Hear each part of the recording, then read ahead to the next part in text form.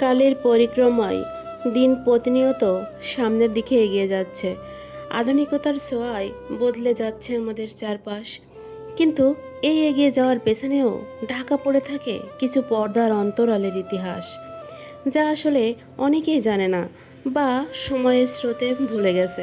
আজ আমি আপনাদের সামনে তেমনই কিছু অজানা ইতিহাস এবং এই ইতিহাসের মহানায়কদের গল্প তুলে ধরার চেষ্টা করছি।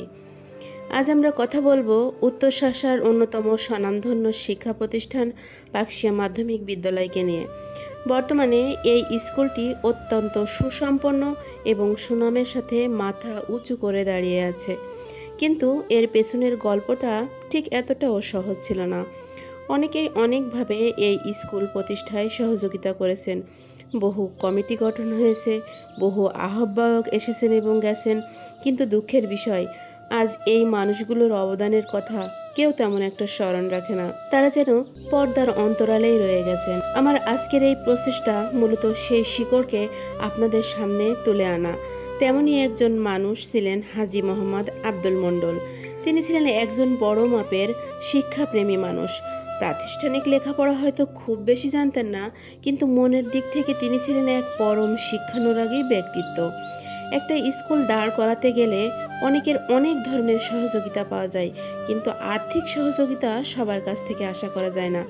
এই মানুষটি তার উপার্জিত অর্থ দিয়ে বিদ্যালয় স্থাপনের জন্য জীবিত থাকা অবস্থায় অনুদান দিয়ে গেছেন এবং এই পাকশিয়া মাধ্যমিক বিদ্যালয়ের তিনি আজীবন দাতা সদস্য।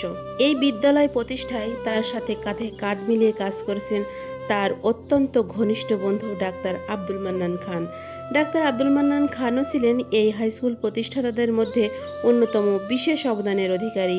এই দুই বন্ধুর মধ্যে ছিল অটুট মিল ও গভীর সখ্যতা।